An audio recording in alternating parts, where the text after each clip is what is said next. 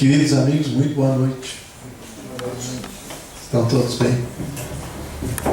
Uma alegria sempre tê-los conosco, aqueles que perseveram, já fazendo parte da grande família desta casa do Centro Espírita Leão Denis, e aqueles também que pela primeira vez chegam à nossa casa buscando as luzes do Espiritismo.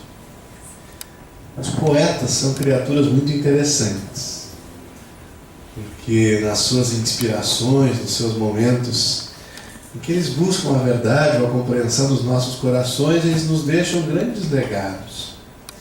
E um deles, que até tinha momentos muito pessimistas, mas quando ele estava um pouquinho melhor, ele nos dizia coisas tão belas, a Fernando Pessoa.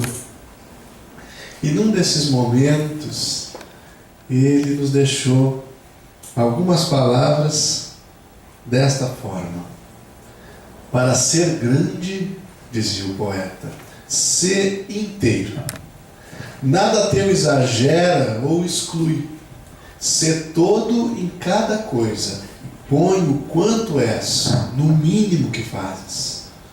Assim, em cada lago, a lua toda brilha, porque alta vive. É uma expressão de intensidade, em que ele nos convida a que não sejamos mais ou menos, a que não vivamos de maneira morna. Para ser grande, diz ele, ser inteiro, ser todo em cada coisa, coloca importância em cada dia da tua vida. Talvez pudéssemos ouvir assim a voz do poeta, do gênio da língua portuguesa. E isso diz muito com o tema que nós queremos abordar nessa noite e compartilhar com os nossos irmãos queridos que aqui estão. Um tema que vem do capítulo 17 do Evangelho segundo o Espiritismo, sede perfeitos. Esse capítulo que é uma diretriz que nos recorda de quem somos, inclusive de por que estamos na vida encarnados nesta condição.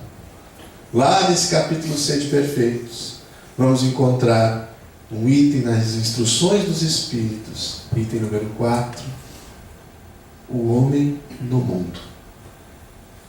E quando nós nos vemos nessa condição, há uma primeira reflexão que se faz necessária.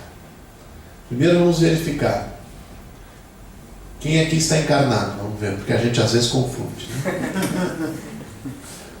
Somos encarnados? Temos um corpo de carne? Esse corpo, ele resume tudo o que somos? Quem é o Wilson, quem é o Paulo, quem é a Judite, o Gustavo, o Gabriel? Eu sou um conjunto de 20 dedos. Eu tenho 10 nas mãos, 10 nos pés. Não, eu tenho cabeça, tronco, membros.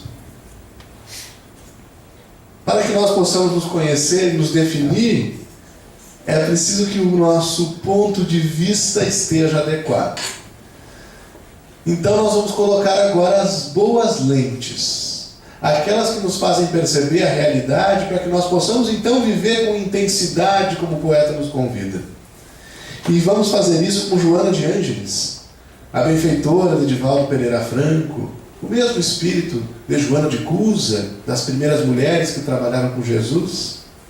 Ela que nos diz na obra Autodescobrimento que sem uma visão espiritual da existência física, a própria vida permaneceria sem sentido ou significado. A frase é curta, mas de grande profundidade. O que é que nós entendemos da existência física? Como é que nós podemos conceituar a nossa própria vida? Eu tenho uma trajetória, uma infância que se iniciou lá naquela cidade. Então, eu fui para a escola, eu brinquei, eu fui para a universidade ou não, me casei ou não. Mas essa existência física, ela só passa a ter sentido a partir do momento em que nós trazemos sobre ela uma visão espiritual. Porque senão, já pensamos que sentido faz isso? Nasce, cresce e morre. Nasce, cresce e morre. Nasce, cresce e morre. Faz sentido? Se a vida fosse só isso. Não faz, né? Mas nós somos criaturas inteligentes, não somos? Então vamos pensar o seguinte: que razão haveria para que esse ciclo se repetisse de modo automático? Ou se a vida tem unicamente este ciclo físico, por que razão nós temos crianças que nascem saudáveis e outras não? Nós temos talentos que se manifestam de modo fantástico na infância, com crianças regendo orquestras, outras pintando, outras dominando muito melhor do que nós o sistema do iPhone e do Android, não é? De onde vem todo esse conhecimento? Ou se há um sentido e uma justiça na vida, por que razão alguns são ricos e outros são pobres, paupérrimos? Alguns de nós estamos em um país cujo solo é estável e outros no Nepal, sucumbindo fisicamente aos terremotos. Todo esse conjunto físico da vida só ganha sentido quando nós nos percebemos como espíritos imortais. Esta é a base de toda a compreensão da vida. Então nós somos homens e mulheres no mundo, sim, mas nós não somos homens e mulheres do mundo. Em função de que nós somos criaturas espirituais e uma experiência física. E isso muda tudo. Vamos dar uma olhadinha no nosso dia de hoje? Qual foi a experiência mais marcante do dia de hoje? Vamos ver se nós conseguimos olhar para isso com os olhos do Espírito. Vamos ver. Alguém quer nos contar? Foi o trânsito? Não. Foi uma discussão no trabalho? Bom, mais ou menos, chegando perto aqui, né? Foi um problema em casa, na hora de fazer o almoço? Foi uma dificuldade com o filho, com a mãe, com o pai, com o irmão? Foi um momento bonito, que nós vimos o dia belíssimo que fez em Porto Alegre. Café fraterno na Fênix. Um café fraterno na Fênix. Pois bem, a Beth disse que o momento marcante do dia dela, o Emanuel deu um sorriso porque ele estava lá também, foi o momento em que os trabalhadores da nossa federação se reuniram hoje à tarde para tomarem café juntos. E nós podemos olhar para isso, sob o ponto de vista físico, ou nós podemos, para ser grandes, ser inteiros.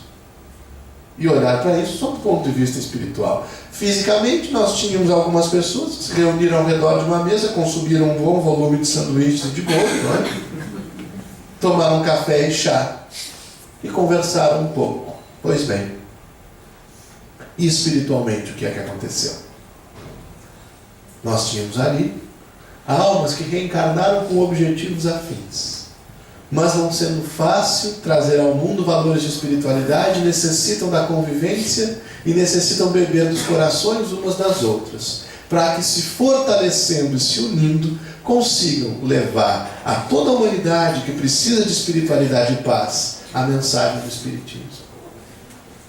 Não era apenas o pão ou o povo. E nós podemos olhar assim para todos os fatos da nossa vida. Se o que marcou foi a discussão áspera com um colega de trabalho, pois bem, o que é isto? É alguém que está concorrendo comigo, ou um encosto que alguém botou aqui do meu lado para trabalhar e para me incomodar.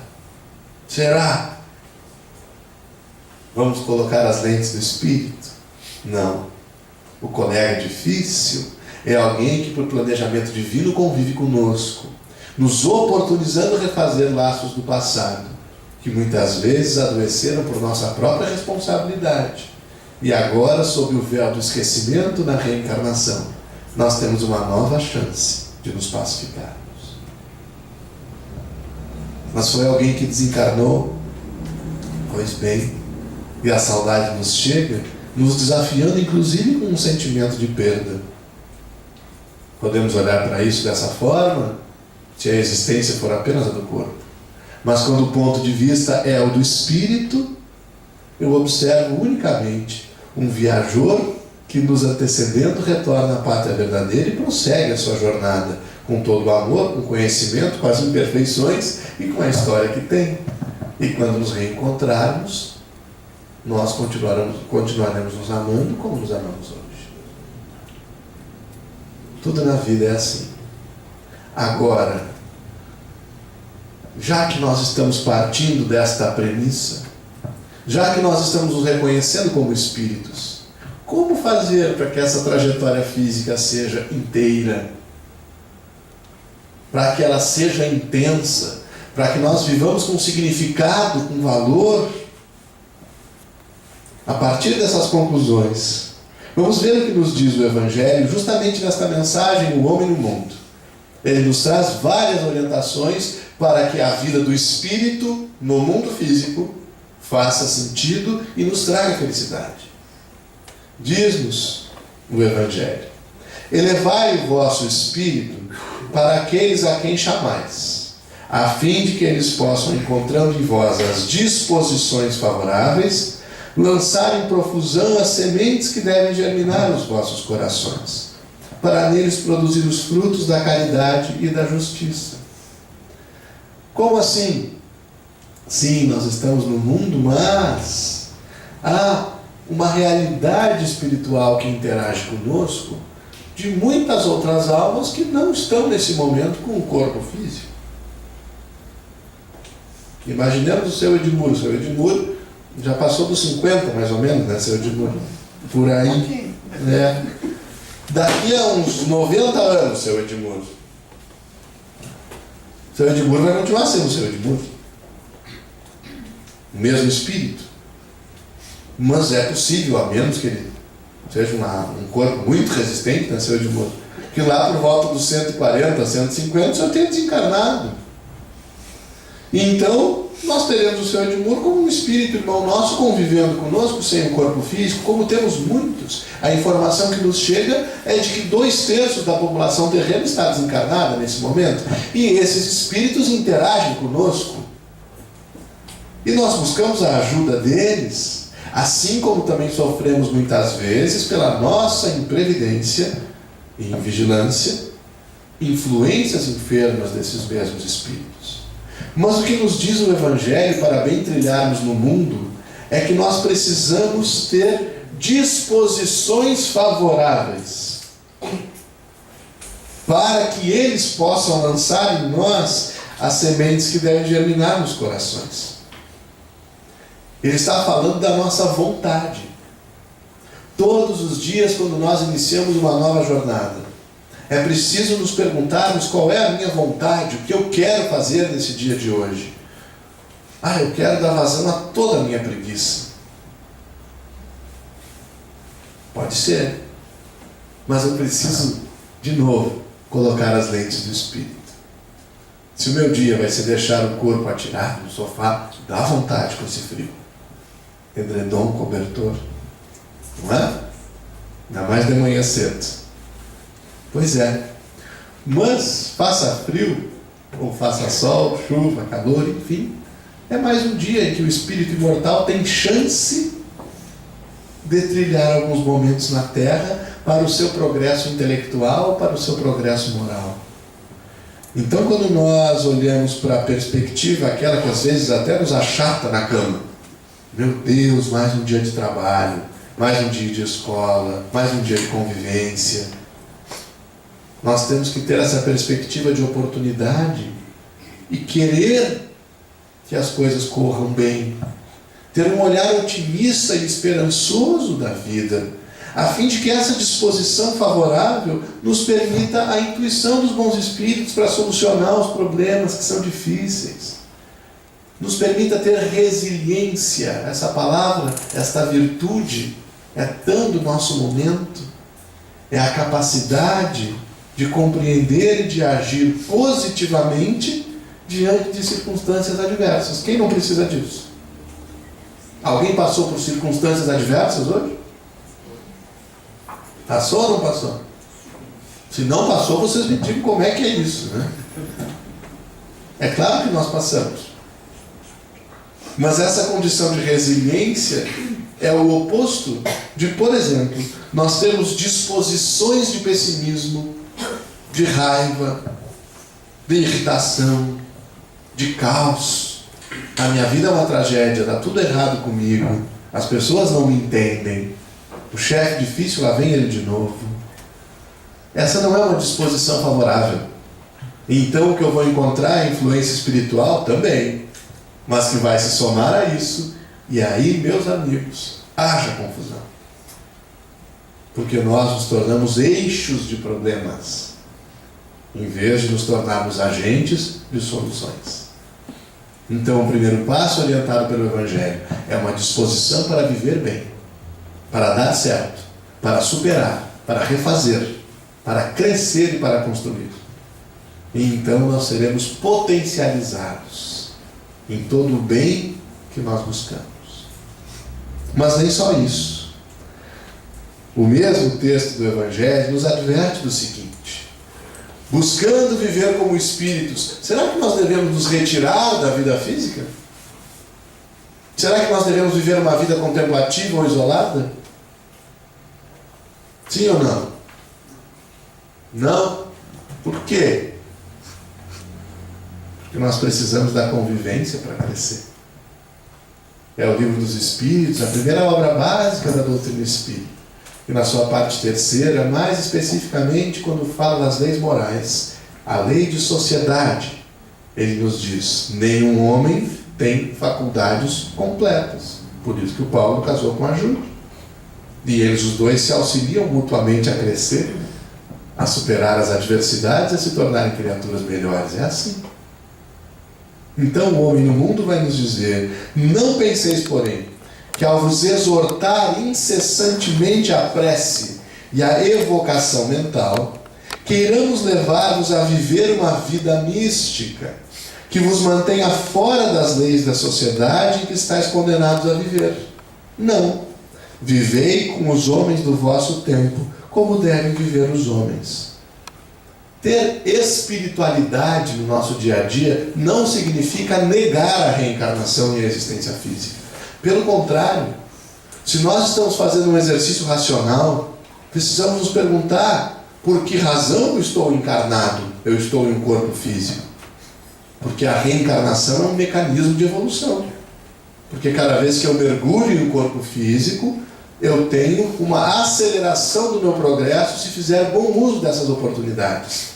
De escolher diariamente, sem o peso das recordações dos milênios que vivi e nos quais muito me equivoquei.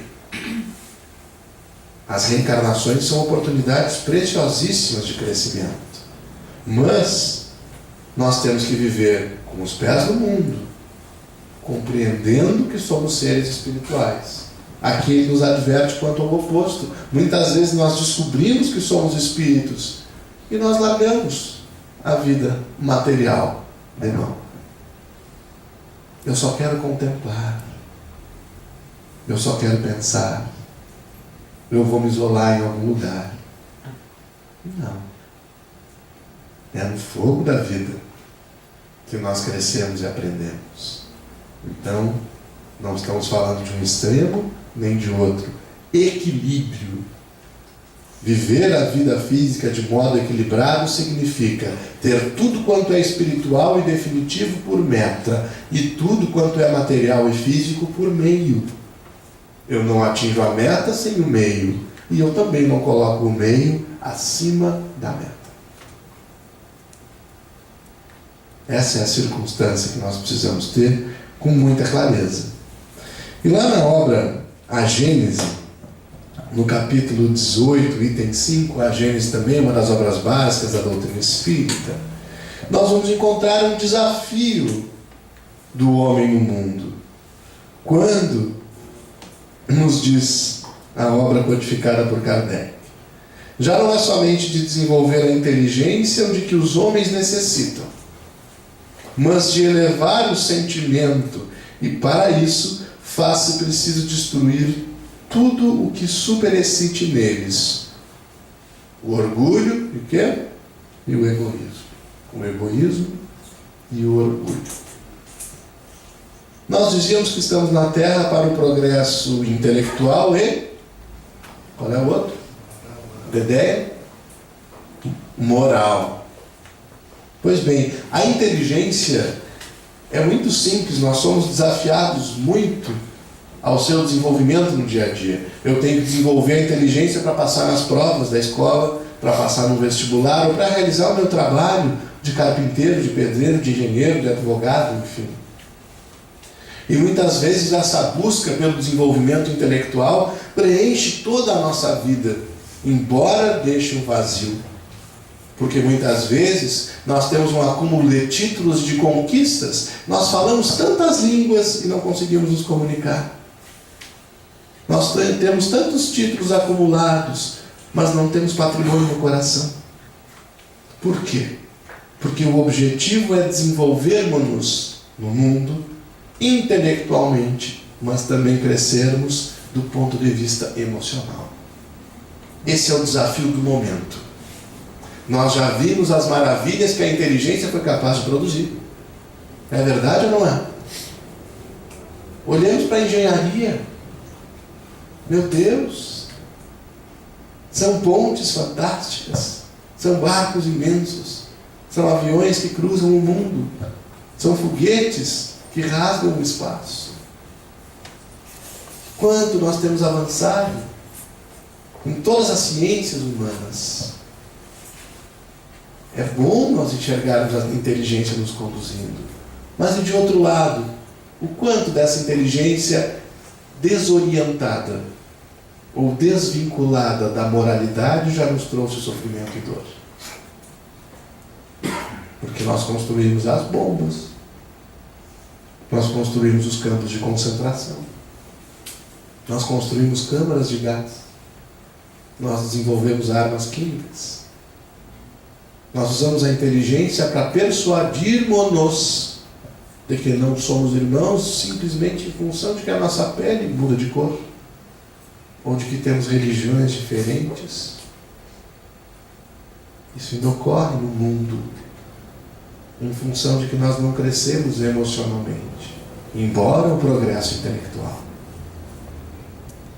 Então é bom, nesse autoexame gostoso que nós estamos fazendo aqui nesse instante, olharmos para nós e pensarmos: que uso eu tenho feito da minha inteligência? Será que eu tenho crescido emocionalmente tanto quanto intelectualmente? Os recursos intelectuais que eu tenho, o conhecimento do qual eu sou detentor, eles têm sido empregados com fraternidade, com paciência, com carinho? Eu uso gentileza para ensinar, perdão. Tudo isso, meus amigos, é o desafio de sermos homens no mundo, de conseguirmos alinhar moral e inteligência. Como é que está o nosso exame? Tem uma asa mais alta que a outra? Já dá para voar? Não dá? Se nós pudéssemos escolher alguns desafios desta vida de espíritos encarnados, talvez, enchendo apenas uma mão, nós pudéssemos escolher estes aqui. Concordam comigo? Trabalho, dinheiro, sexualidade, tempo, família. São bons assuntos para nós observarmos com os olhos do Espírito. Dinheiro. Vamos lá? Já começou a se coçar e se inquietar, né? Tem uns rindo, os outros já chorando, lembrando do cheque especial, do cartão de crédito. O que é o dinheiro para o Espírito? É fim ou é meio? É meio. Para quem tu estás trabalhando? Eu estou trabalhando para ganhar dinheiro. Como assim? Ele é fim ou é meio? Por que é que tu não ficas com a tua família? Porque eu preciso ganhar dinheiro. Ele é fim ou é meio? Por que razão tu não realizas trabalho voluntário, com tanta gente sofrendo no mundo? Porque eu preciso ganhar dinheiro.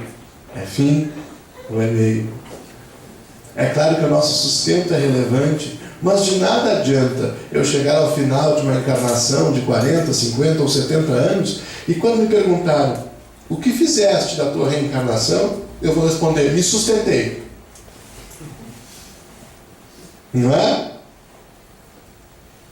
Será mesmo que dá para nos olhar no espelho e respondermos com tranquilidade: Eu estive aqui mantendo a minha vida material por si mesmo. É claro que é uma vitória nos sustentarmos, não sermos peso, produzirmos e aurirmos os justos frutos do nosso trabalho. Isto é uma bênção, é uma beleza. Mas nós temos que reconhecer que o dinheiro é recurso divino, posto à nossa disposição, sempre em caráter de empréstimo, para que nós promovamos o bem na terra. Se nós temos dinheiro sobrando, o Evangelho nos diz que nós somos os ministros da caridade na terra. Eu tenho que buscar os espaços onde ele é mais necessário do que no meu bolso ou na minha conta. Ah, mas se nós temos dinheiro faltando, a gente sempre acha que falta, não é? Porque muitas vezes nada é suficiente. Se o dinheiro está faltando, lembremos-nos, nós somos espíritos imortais. Se hoje falta, porque ontem sobrou e eu não usei bem, e agora tem que aprender na escassez a dar valor ao recurso divino. Então tudo ensina quando a visão é do Espírito. O pouco dinheiro é estímulo ao trabalho, à humildade, à perseverança, a compartilhar também tudo quanto temos. O Evangelho nos traz o valor do óbolo da viúva, daquela mulher que depositou lá no local das moedas, lá chamado gasofilácio, onde a gente colocava os recursos para serem doados. Um único vintém. Era tudo quanto ela tinha. Então é muito bom olharmos para a nossa situação financeira hoje, porque ela é unicamente oportunidade e efeito da causa pretérita. Se está faltando, é porque sobrou. E eu tenho que aprender com a falta hoje, para que eu possa também dividir o que tenho. Se está sobrando, meus amigos, fé em Deus e pé na tábua, porque o bom uso disto é fundamental. Não deixe para amanhã, porque hoje alguém morre de frio. Não deixe para depois o auxílio, porque hoje alguém morre de fome. Recurso divino, esse é o dinheiro para o Espírito, o empréstimo de Deus. E o trabalho? O que é que nos diz a doutrina espírita acerca do trabalho? Questão 675 de O Livro dos Espíritos. Trabalho é toda atividade, vamos ver, nós temos estudantes aqui da nossa casa. É toda atividade que dá dinheiro, é isso que diz lá. Não é mesmo? Ah, só para ver se o pessoal estava atento. Trabalho é toda atividade útil. Em que nós temos trabalhado, hein, gente? Porque não significa, se o meu trabalho não é remunerado, que eu não esteja trabalhando. E de outro lado, pode ser que eu tenha um trabalho remunerado que não seja útil. Não é? Então vamos pensar.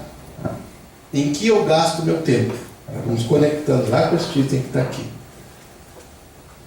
É fazendo comida? Que bom. Isso é útil? Claro que é. Porque isso vai alimentar a mim e as pessoas que comigo convivem, para que, mantendo o corpo físico saudável, ele sirva de instrumento ao progresso do espírito. Então eu estou lá fazendo nhoque integral, né, moça? E todas essas coisas. Pois bem, mas muitas vezes nós observamos que a nossa relação com o trabalho, ela não é uma relação à luz do espírito. É como se unicamente ele fosse um meio de manter e de sustentar as necessidades do corpo físico, a necessidade de habitação, de vestuário, de lazer, enfim. Mas ele também não é um fim em si mesmo, porque quando ele é definido como toda atividade útil, eu tenho que me perguntar, útil para quem? Se eu estou buscando superar o egoísmo e o orgulho, o meu trabalho não deve ser útil unicamente para mim, nem mesmo para mim e para a minha família. Ele deve ser útil para a humanidade. Para ser grande sem ter, olha o Fernando Pessoa, ser todo em cada coisa e põe o quanto és no mínimo que fazes. Porque quando o servidor do município, lá que nos atende no balcão do IPTU, ele não põe o quanto é no mínimo que ele faz, ele deixa as pessoas esperando muito mais tempo. E elas com isso atrasam o restante da sua vida, se tornam um pouco mais irritadas, não é? Porque eu estou trabalhando sem a preocupação de ser útil. Quando o médico perde a condição de ser útil e tem o dinheiro à sua busca, muitas vezes ele coloca isso antes do juramento que fez e do objetivo de promover a saúde integral da criatura humana. E o advogado, na minha profissão, na profissão do Wilson, de outros tantos, quando nós perdemos a condição de ser úteis, nós nos tornamos agentes de conflito em vez de levarmos pacificação à sociedade. Nós até criamos conflitos só para ganhar dinheiro. Então, em tudo quanto nós fazemos, nós precisamos ter um juízo de utilidade. Se assim não fosse, não haveria suicídio no Japão, onde há muito pouco desemprego, onde as pessoas trabalham 12 a 14 horas por dia, porque muitas vezes nós estamos ocupados, mas não estamos trabalhando, porque não estamos atribuindo significado e utilidade ao que fazemos. Tudo quanto nós fazemos, do ponto de vista profissional, familiar ou voluntário, precisa ter utilidade e fazer sentido. Se for automático, se não fizer sentido, reflitamos e modifiquemos essa realidade. A sexualidade é um desafio tão grande para o espírito encarnado, para o homem no mundo, porque nós muitas vezes reduzimos a sexualidade a sexo, genitalidade, relação sexual, prazer, orgasmo. Mas sexualidade é muito mais do que isso. É a maneira como nós nos relacionamos com a energia sexual, genésica, criativa. Essa mesma energia que vale a pena ser estudada por nós. Porque ela é um móvel da nossa existência. É o combustível da locomotiva. A energia sexual, ela está em todos os reinos da natureza. Ela está lá, unindo as moléculas do mineral. Ela está lá se manifestando na sensibilidade do vegetal. Ela está já no instinto do animal. E ela precisa estar a serviço do sentimento e do progresso do hominal, do reino em que nós estamos. Então nós precisamos refletir como tem sido a minha vivência desta energia poderosa, que é empregada no sexo, mas não apenas nele. É empregada em tudo quanto nós criamos, construímos, superamos. Parece complicado, não parece? E é mesmo. Preciso estudar. Porque se nós simplesmente deixarmos que este rio caudaloso, que é a energia sexual, corra sem o submetermos aos imperativos do espírito, ele será o rio que, quando temos uma enchente, ele transborda e destrói as suas margens. Mas se a ciência espírita, a boa vontade, o esforço, o entendimento comparece e nós canalizamos tudo isso, ele se transforma na usina que felicita e que faz progredir. É bom pensar. Prazer, por si só, do ponto de vista físico, não é um objetivo nosso. Ele é lícito, mas nem sempre nos convém. Tudo que é prazer do corpo só realmente vai ser verdadeiro e profundo quando trouxer progresso e bem-estar para o espírito. Desafios nossos. Temos ainda o tempo e a família. O tempo se relaciona com tudo isso. Eu não tenho tempo. Em 1997, a Datafolha fez uma pesquisa e perguntava às pessoas nas capitais brasileiras: você considera importante o trabalho caritativo em favor do próximo? E a resposta: sim, 90%. Você se voluntaria em favor do próximo? Não, 80%. Por quê? Falta de tempo. Aí nós imaginamos que Deus não tem relógio, né? Não é assim? Porque Ele teria nos dado uma vida que se destina à prática da caridade, do amor e do bem, mas não dá tempo de fazer isso. Ora, bolas, Deus, como pode ser uma circunstância dessas? Ele que é a causa primeira de todas as coisas, que é perfeito e não se equivoca. Nós não podemos projetar para Deus os equívocos que são nossos. Então a nossa vida tem tempo, sim, para a prática do bem, desde que nós estabeleçamos isto como prioridade. Então o uso do nosso tempo só pode estar submetido a uma ordem de prioridades.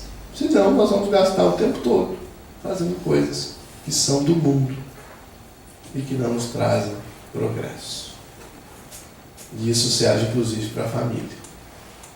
Hoje, com as realidades que nós vivemos, o tempo é escasso no lar, não é? Então nós temos que investir não só na quantidade, mas principalmente na qualidade da convivência. E eu preciso espiritualizar o meu lar. O que é a família para o espírito encarnado não é unicamente a reunião de pessoas sob o mesmo teto. Não. É uma composição de convivência espiritual planejada perfeitamente para o nosso progresso nesse momento. Aí às vezes a gente olha e diz assim: fulano, tu tem a família que merece, não é? Ou a gente está discutindo, como nos chegou esses dias pelas mídias sociais, né? O menino perguntava para a mãe: mamãe, de onde nós descendemos? O papai disse que nós viemos dos macacos. E ela diz: não, meu filho, isso é a família do teu pai. Nós vivemos esses conflitos sem compreendermos a preciosidade e a profundidade da convivência familiar. Porque ela é sempre desafiadora. Quem não tem problema na família, levanta a mão. Pois é. Por quê? Porque são vínculos de reajuste. Nós convivemos ali com almas que nos são caras e com as quais nos afinizamos espontaneamente. E também com aquelas com quem nutrimos graves dificuldades. Porque essa composição é um cadinho do amor. É a célula de onde nós vamos partir para o mundo e levarmos progresso e o bem. Por isso que às vezes é difícil. Por isso que às vezes a família é o casulo que a lagarta precisa romper com esforço para ser a borboleta e voar. O esforço de aceitação, o esforço de perdão, de união, de superação dos traumas, das violências, dos abandonos. Porque essa família já existia espiritualmente no tempo e vai continuar a existir. E eu tenho a oportunidade de fazer com que este vínculo que é material, carnal, sanguíneo, legal, seja de fato um vínculo de afeto espiritual. É para isso que nós encarnamos. E passados esses desafios todos, e com eles o tempo da nossa palestra, da nossa reflexão, nós queremos lembrar-nos, recordar de que o homem no mundo só terá sucesso, êxito, se ele conseguir fazer da sua vida uma rotina de caridade. E isso é possível em todos os momentos. Nós trouxemos um vídeo rápido, que é um comercial tailandês. Talvez alguns já tenham assistido, para encerrar a nossa reflexão e para nós percebermos que mesmo na corrida do dia a dia, que mesmo numa situação difícil, esse vídeo vai nos mostrar um assalto, um furto. Nós podemos viver como espíritos imortais. Vamos lá?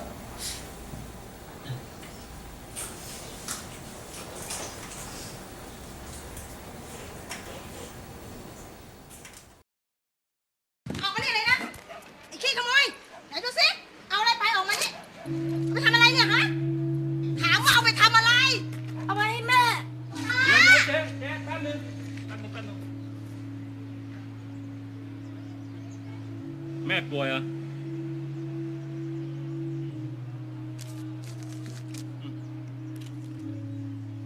อย่าทำอย่างนี้อีกนะ หมวยเกาเหลา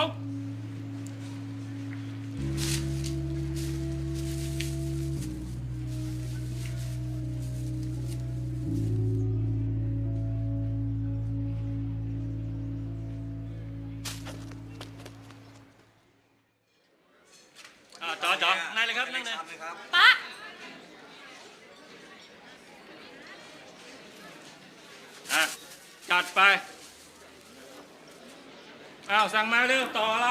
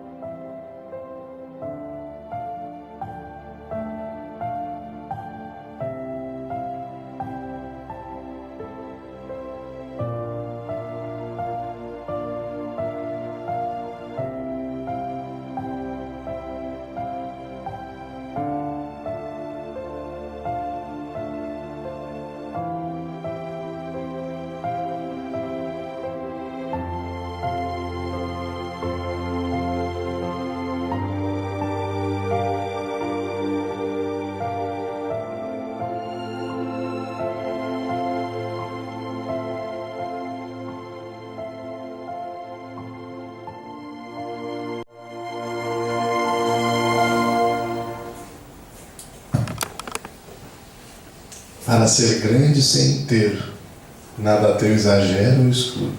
Sê todo em cada coisa e põe o quanto és no mínimo que fazes. Assim, o Espírito imortal deposita todos os dias os seus esforços nas aplicações do bem. Essas são as que mais rendem. E o bom é que nós podemos sempre resgatá-las nos dois mundos. Muito obrigado, meus amigos.